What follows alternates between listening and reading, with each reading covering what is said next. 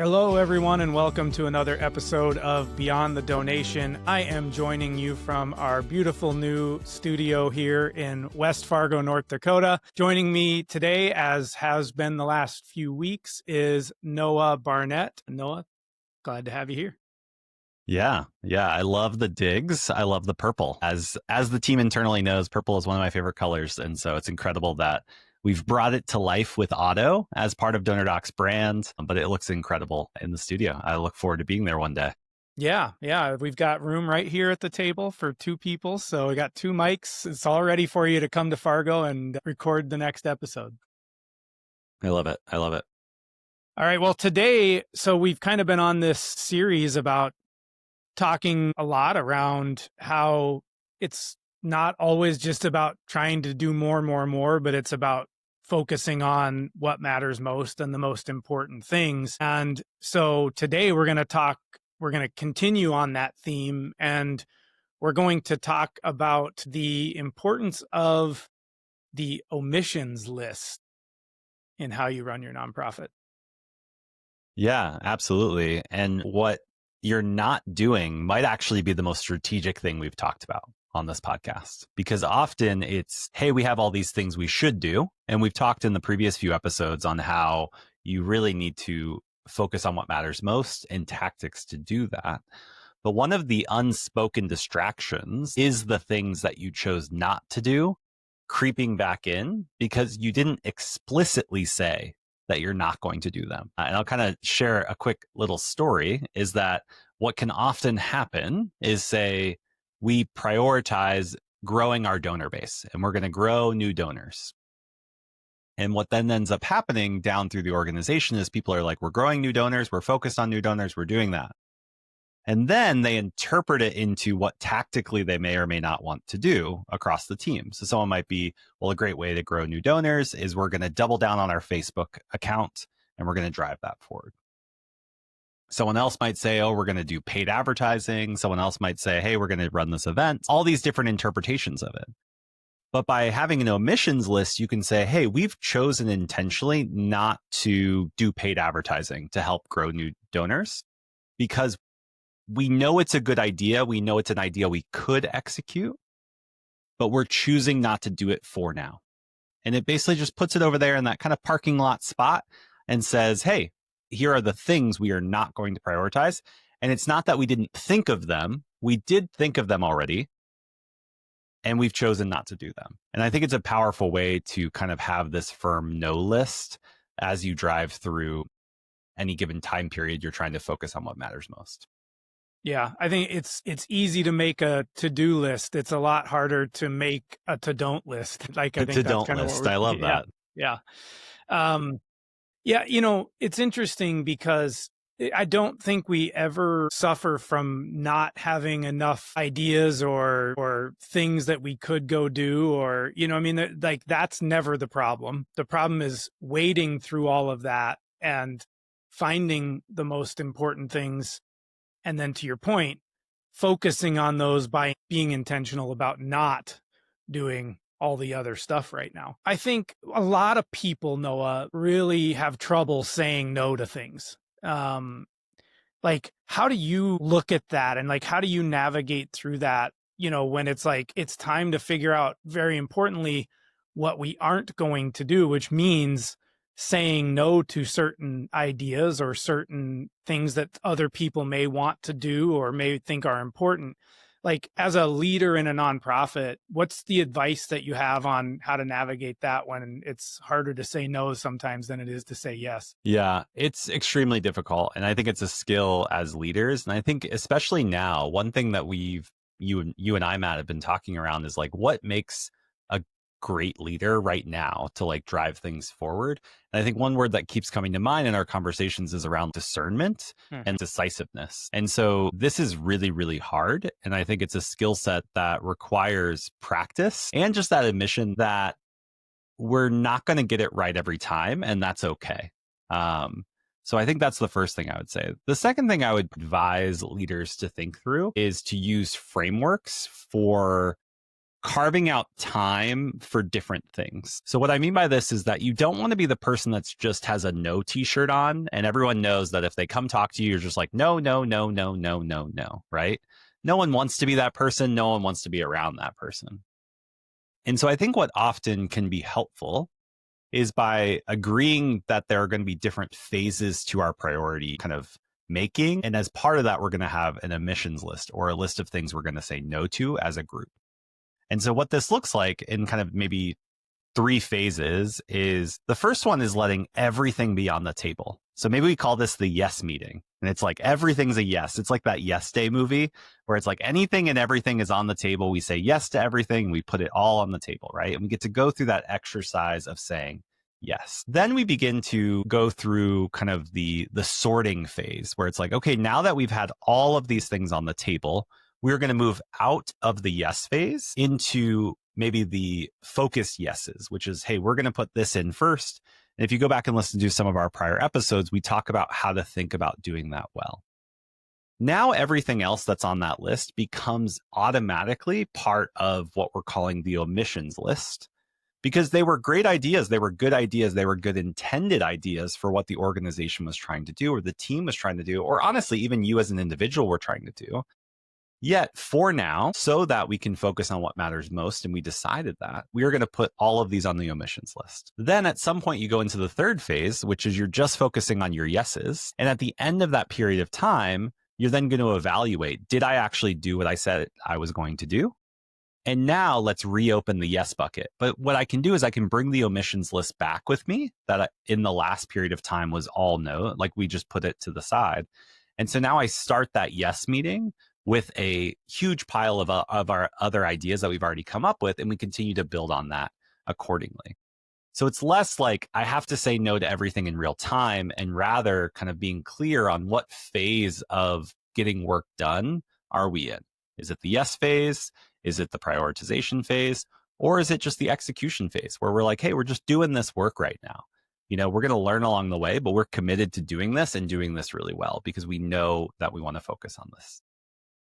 Yeah, I love that. I think that's a really practical way to look at it, and kind of takes the what might feel negative about the no and kind of reframes that a little bit. Something I've done or have been a part of a couple of times that I always thought was a really interesting thought exercise, and one that kind of helps identify the no list as well, or the omissions list, is taking and identifying like, this is our number one strategic objective or strategic goal that we're trying to achieve over this next period of time, and getting into groups and actually listing out all of the things that we are doing, or things that are similar to things that we're doing that will actually stop us from actually getting to that outcome. And that becomes a really clarifying list of things that you may need to be setting aside or changing or saying no to, because it's going to actually, that's what's going to stop you from achieving the goal. And what's left is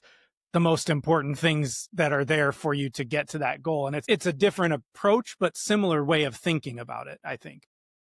Yeah, absolutely. And again, it's being clear. You know, a big part of saying yes to things is being clear on those, but also as part of that, being clear what that means that we said yes to this. That then does mean we are not going to do, you know, that auction event that the board members love. And even though we didn't say it, it's like we need to say it so everyone hears it and is like, how do we feel about that? It's a not right now thing.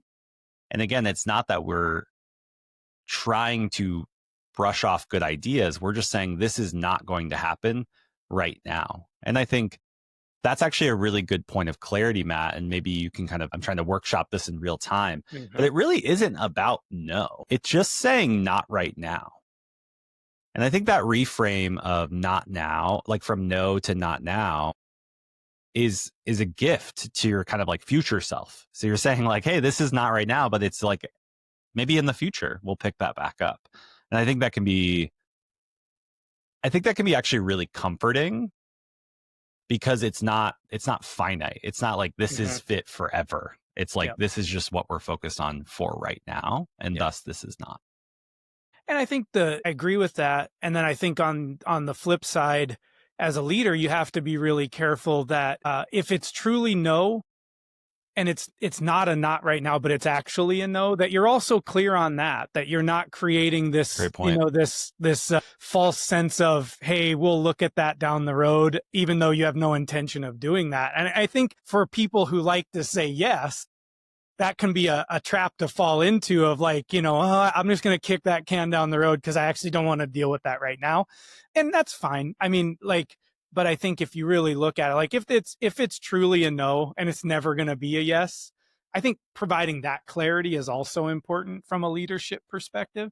But you're right. If it truly is a not right now, then you have not closed the door on that, and you've allowed yourself the space to focus on what matters most right now, knowing that that may be what matters most in a future state. And so you have that option to kind of pick that back up at that time where that becomes the most important thing or one of the most important things. So I do think it's a big distinction between no and not now. And I think it is a powerful way to prioritize, because that's the other thing. A lot of this is around like prioritization, and prioritization is really, really difficult. Like if everything is a high priority, then nothing's a high priority. And I think we see that. You fall into that trap a lot. Like I'll even look at our own internal project management boards at times, and I chuckle at the number of items that we have that are marked high priority.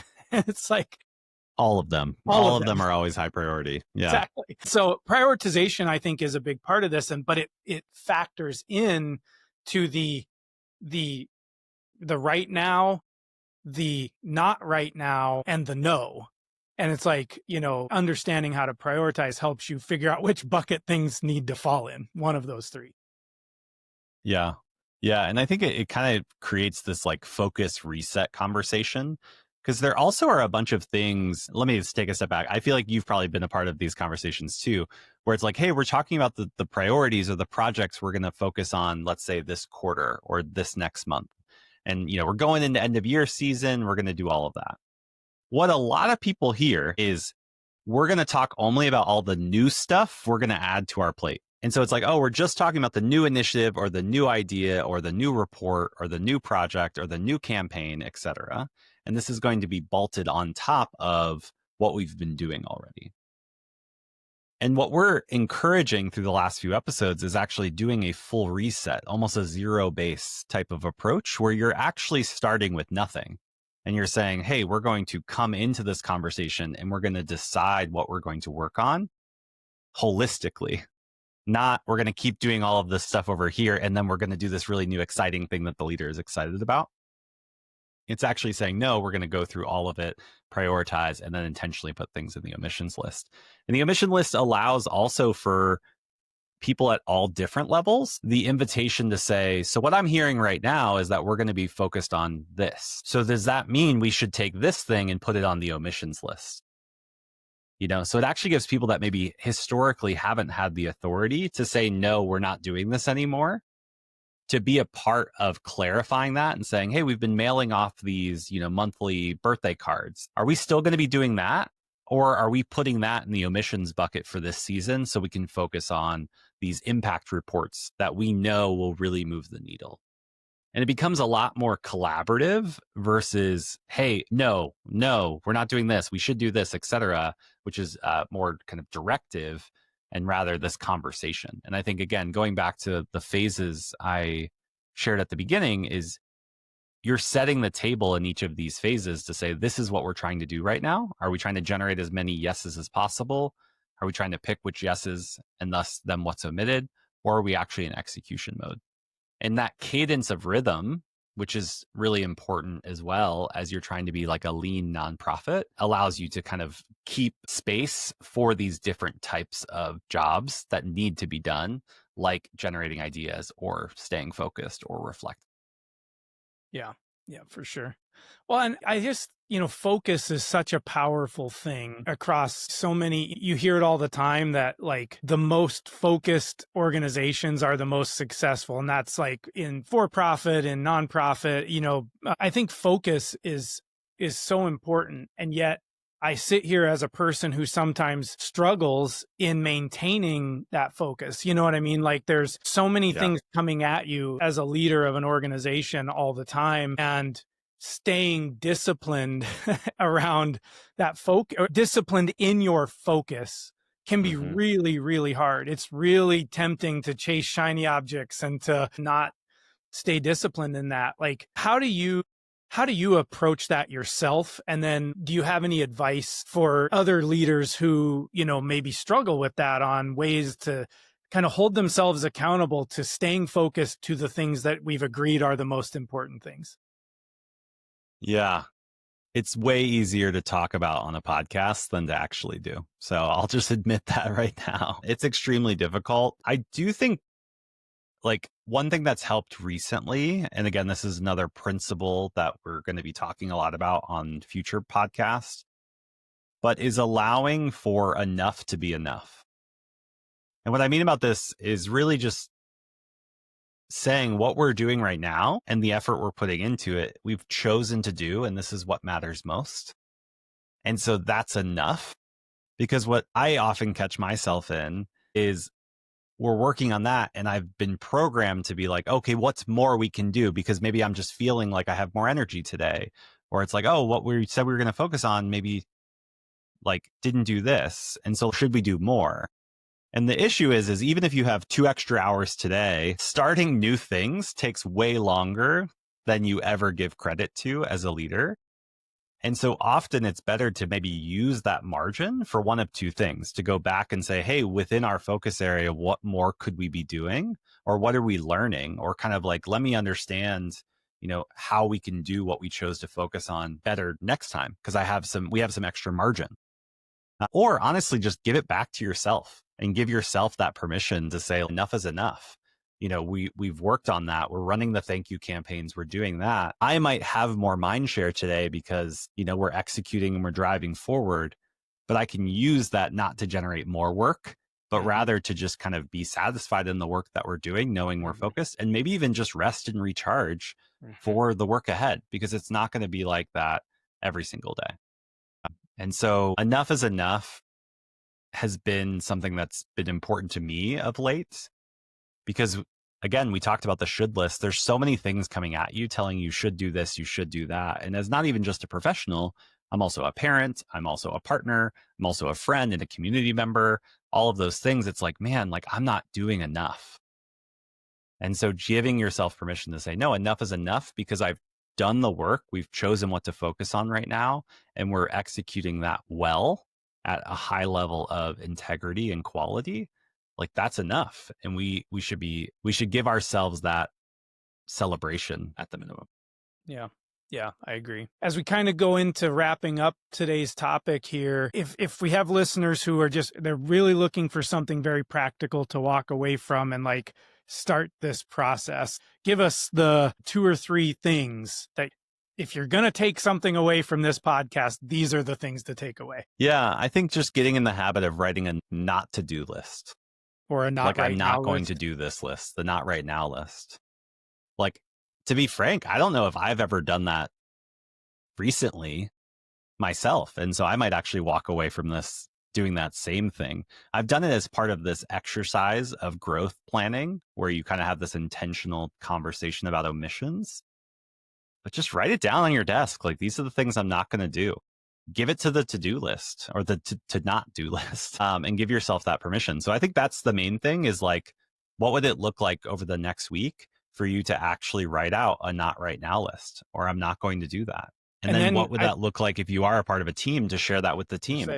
And then share that with your team. And Previous episode, we talked about try to stop doing one thing this week, like something that you're doing right now, like by the end of next week, just stop doing it and give yourself that permission. I think this is very similar. Like, write down the not right now list, and then maybe have a conversation about what's on that list with your team and why it's on there. And I think it'd be really helpful and prevent focus drift, as I like to call it.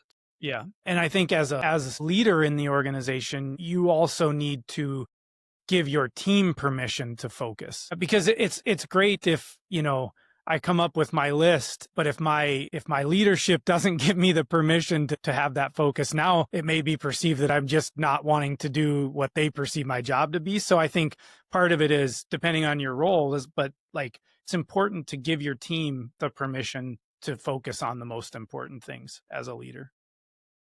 Yeah, absolutely. I think Michael Porter said strategy is actually choosing what not to do. And that quote certainly always kind of sticks with me when I think about this kind of stuff. And that's a struggle for me personally. Like, I'm a person who likes to start things, and, you know, it's sometimes difficult to maintain that focus in practice. But I think that's where clarity can come from within an organization.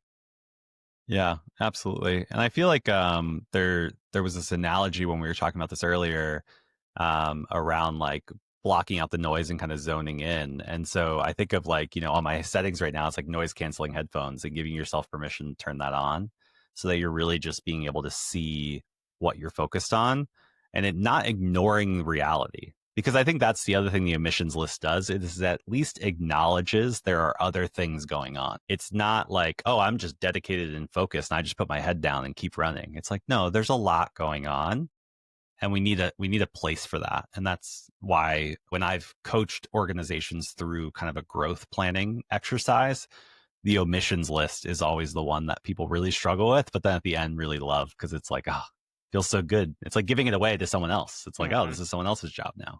And so it's a very helpful tool as you're doing planning with your team. Yeah, I love it.